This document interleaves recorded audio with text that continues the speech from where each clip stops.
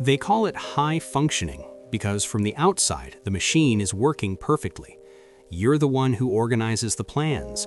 You're the one who hits the deadlines. You're the strong friend. But nobody sees the engine overheating. Nobody sees that you are running on fumes, fueled only by anxiety and the terrifying fear of disappointing someone.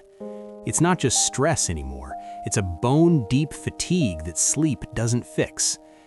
Today, I want to talk about the quiet burnout that happens when you're too busy keeping it all together to realize you're falling apart. Hi everyone. If we haven't met, welcome. This video is going to be a little different today. Less how-to and more me too. I've been struggling lately, and I think a lot of you might be too, even if you aren't saying it out loud. I wanted to make this as a sort of visual diary, because I've realized I'm living in this weird paradox. On paper, I am handling everything. My to-do list gets done, the emails get sent. But internally, I feel like a live wire. It's this specific flavor of exhaustion called quiet burnout.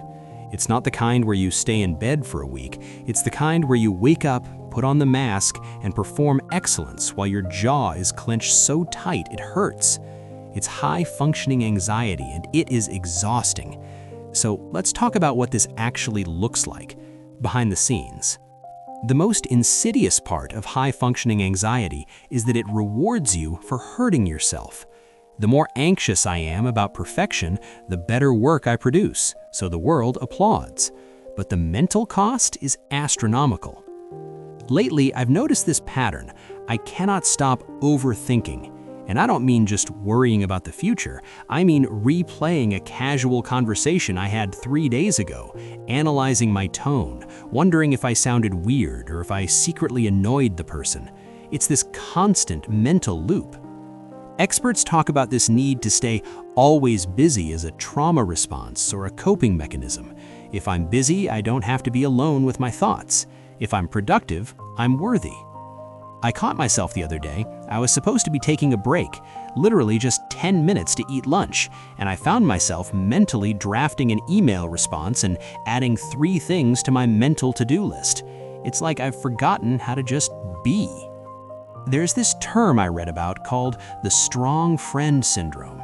It's that role we fall into where we become the reliable one, the one who organizes the group gift, plans the itinerary, and checks in on everyone else. But the reality? That reliable friend often ends up crying alone in the car because they're so overwhelmed, yet they feel they can't ask for help because they've built their entire identity around not needing it. It's a trap.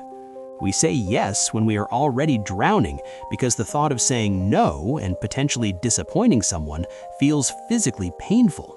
It's people-pleasing disguised as competence, and it's draining the life out of us. We can lie to our friends, and we can lie to ourselves, but we cannot lie to our bodies. Even when my mind says, "I'm fine, I just need to get through this week," my body is screaming, "Stop." For me, it shows up in my jaw.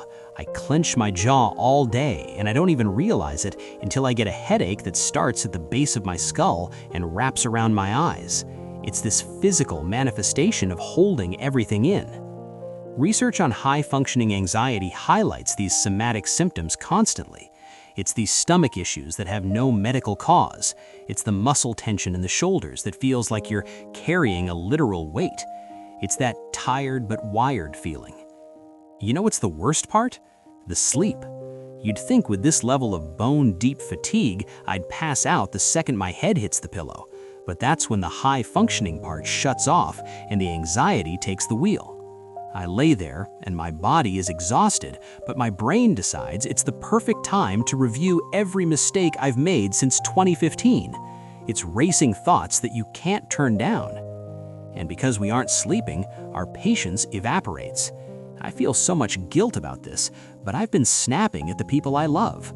I'm the nice one all day to strangers and colleagues, expending all my emotional energy to appear perfect. Then I come home and my partner or my family gets the shell of me. They get the irritability, they get the short fuse. It's not fair to them, and it makes me feel terrible, which just feeds the anxiety loop. I tried to take a relaxing day last weekend. I told myself, okay, no work, just chill, and I couldn't do it. I sat on the couch and felt this rising panic. I felt lazy. I felt like I was wasting time. This is a hallmark of quiet burnout, the inability to relax without guilt. We've conditioned ourselves to believe that rest is a reward you earn only after everything is done. But the to-do list is never done, so we never rest. I see this in so many high achievers. We go on vacation, but we're checking Slack under the dinner table. We're at a party, but we're mentally calculating how many hours of sleep we'll get if we leave right now. We are physically present, but mentally absent, always living 10 steps ahead in a future that hasn't happened yet. I realized my high-functioning label is actually just a description of how convenient I am to other people. I function highly for them. I deliver for them. But for myself, I'm malfunctioning. I'm scared that if I stop running, everything will fall apart. That's the core fear, isn't it? That if we drop one ball, everyone will realize we were never juggling, we were just flailing really fast. But the reality, if we don't choose to rest, our bodies will choose it for us. And usually that choice comes at the worst possible time, in the form of sickness or a total emotional collapse. I don't want to get there. I want to catch this while it's still quiet burnout, before it gets loud. So what do we do? I don't have a magic cure. I'm still in the thick of it, but I am trying to introduce softness back into my life. I'm trying to set boundaries, even when my voice shakes. I'm practicing saying, I can't do that right now, without offering a 5-minute explanation or apology. I'm trying to separate my worth from my productivity. I am trying to believe that I am allowed to exist without producing something. And most importantly, I'm trying to take off the mask, to admit to my friends, hey, I'm actually struggling right now. I can't be the planner this time. It's terrifying, but it's also the only way out. If you watched this and felt like I was reading your diary, please know you aren't broken. You're just carrying too much, and it is okay to set it down. I want to create a little corner of the internet here where we can be honest about this. If you relate to the strong friend fatigue or the high-functioning anxiety, leave a yellow heart in the comments or share one thing you're going to say no to this week. Let's give each other permission to rest. Thank you for listening and for being here. I'll see you in the next one. Take care of yourselves, really.